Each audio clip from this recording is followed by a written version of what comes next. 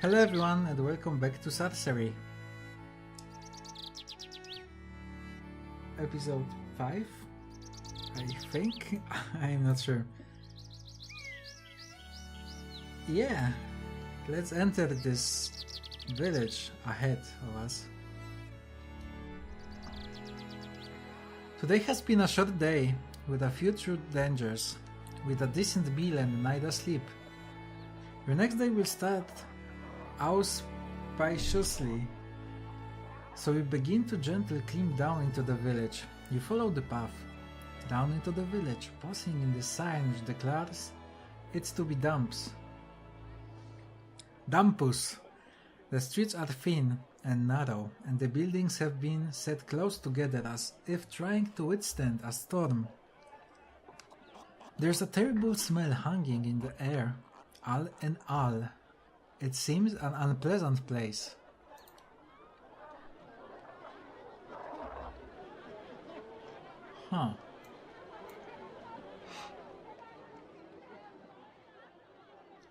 You pass along the main path through the village and pause outside hut, in which several of the hill dwellers are sitting and eating. They seem deep in discussion about something. Several are shaking their fists in the air. Lifting back the canvas flap, you step inside. The hill dwellers stop talking immediately and look up at you. One gets to his feet and gestures you forward. Let's be nice. You nod your head once to the man, who returns the gesture. Then one of the others calls something in their native tongue and points at your side to where your sword hangs out below the hem of your cloak. In broken common tongue, the fierce man croaks, "No weapons," and he indicates a table by the door where you can leave the blade. I got bad feeling about this already. I'm just curious. You unfasten your sword belt and leave your weapon on the table. The hill dwellers nod to show their appreciation and then beckon you to sit with them. Then they continue their conversation just animatedly as before, speaking in a local tongue that you cannot follow, but as they talk, they pour you a drink and provide you with food. They seem quite welcoming. As you eat, you listen, catching a few words here and there. Goblins, arms, Christianity. They seem to be very concerned. Tell them you've been there. Ask about the goblins. What are goblins doing? Are they being armed by villagers? The men shake their head. Slowly you piece together the story. The group seem quite sure that a horde of goblins are planning an attack on Christianity, which is apparently one of the wealthier spots in the hills. They are discussing whether or not it would be worth helping the village to defend itself, which might mean they are offered some kind of reward. There wasn't really anyone in this village from that episode, or was it even 2 episodes ago? I think they could help them. You must help them, you declare honestly, earnestly. Christianity, it does not help us. One of the men points out. They are rich, we are poor. You will place them in your debt. Can be better than them. I would say that after trying to get money on every opportunity I had so far. But I think this is... yeah, you can place them in your debt. The man nods, swayed by your ruthless logic. And you? How do you fight?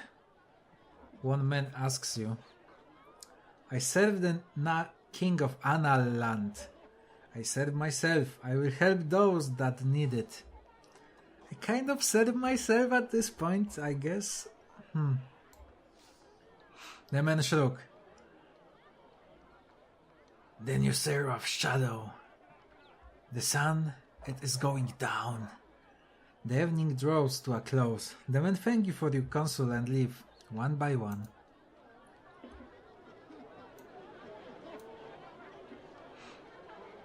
Halfway along the track, you came across a couple of merchant huts.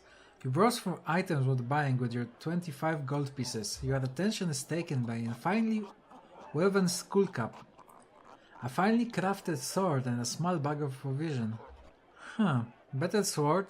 I know the skull cap can be used for something.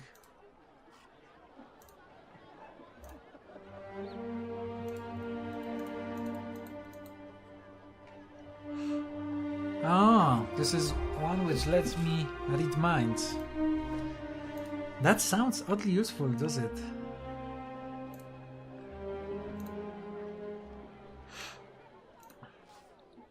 Stolen from the priest, Aiedail, the merchant declares with pride. A fine piece of work. You're for 4 gold pieces. You can tell from feel of the cloth it has no inherent magic, but it might be useful in spells. Yeah, let's get it. I want it. Examine the sword. Carefully you lift the longsword from your table and swing it through the air. It's cut with a finely curved edge.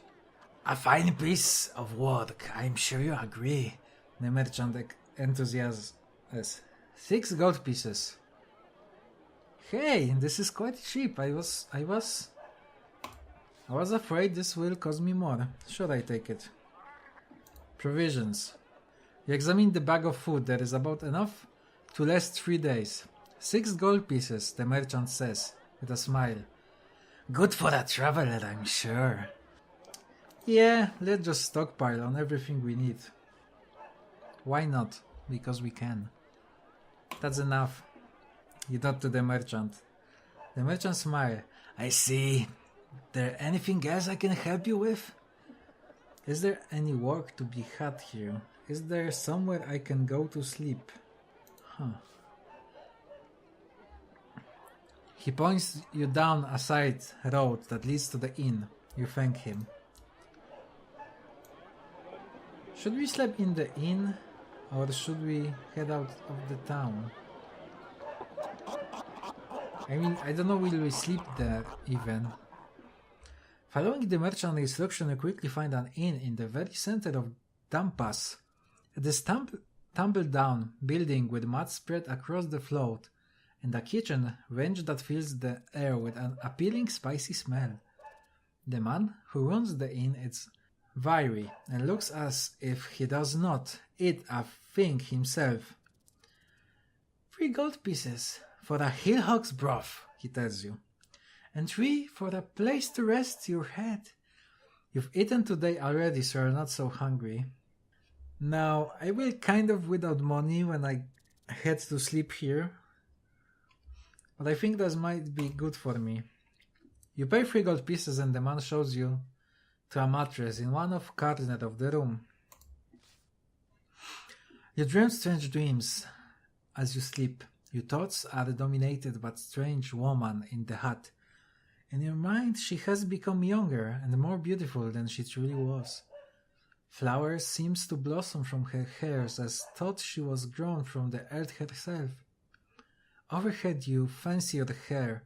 You hear the flap of giant wings. The birdmen came for the crown, perhaps. Before this journey is finished, they will come for you.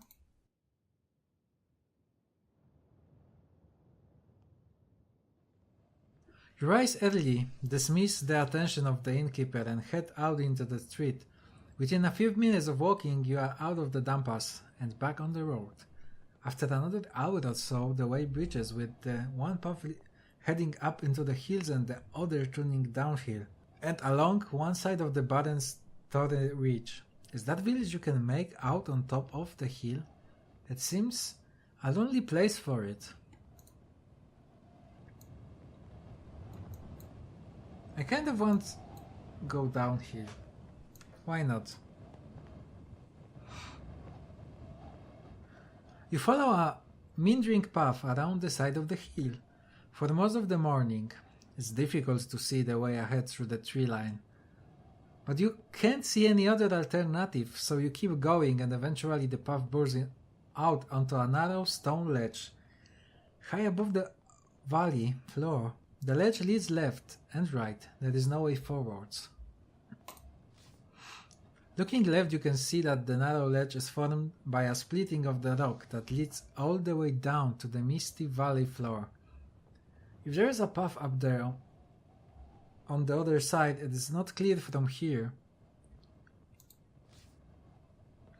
Looking right, you are taken aback, as out of the mist that fills the valley, an impossible wide bridge looms into view, as if it had only now fallen into place.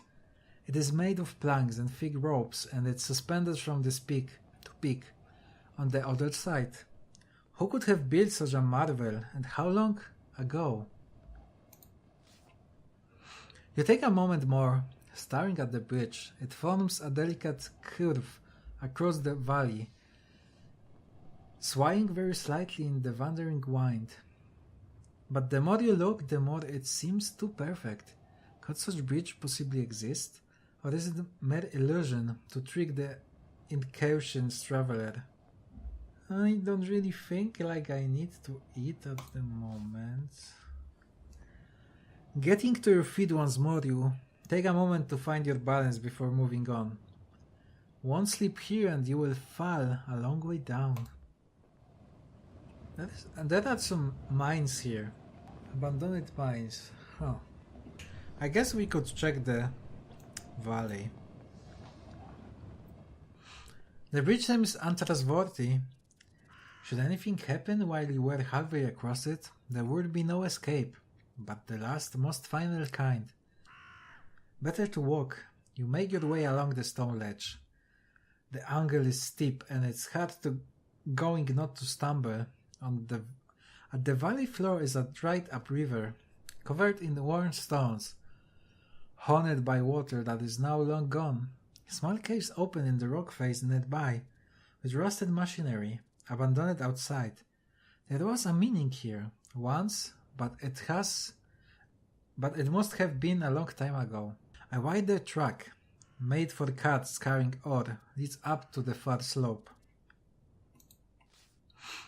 You pause for a moment, to recover your breath and look around. You walk for a while between the ancient machines that laced out of the mud beside the riverbed. Gigantic hoppers, now bronze with the rust, with huge spike wheels on their sides and chatters leading between them. Now thick with bindweed, slugs and mud. Whatever these machines were for, they have not worked in decades, maybe even centuries. What we could find in the mines? That sounds like a horrible idea. You look down to the riverbed, nothing but a carpet of stones. Yeah, let's take some stones. You choose 3 nice, round pebbles and stash them into your backpack. Heavy to carry but useful. You approach the mine entrance. A wet wind greets you from the depths. The mine shaft must lead somewhere, but it is pitch dark. There are no torches and you do not have any light of your own. Yeah, I don't have. Huh. How bad could it be? You creep a little further inside until the wet rock is above you, and the air falls suddenly cold and still. You breathe echoes. Tight dark places are often fearsome, and though the rock walls here were carved with excess, there is still something weird and harrowing about this place. Your feet crouching on the gravel floor. I'm quite sure there should be some kind of spell to cast light.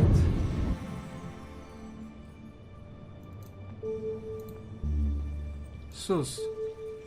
Sense danger. Huh, I wonder how this would work. You cast the spell and within moments a dread feeling has come over you. This cave is a place of great and terrible danger, and you feel quite certain that to go a step further would be a certain death. Oh, well, that gives me idea that I shouldn't go there if I don't want to die. It's not too much.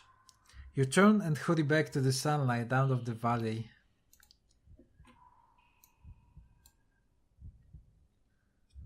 Your breath is short, and you hear this hammering as you pause.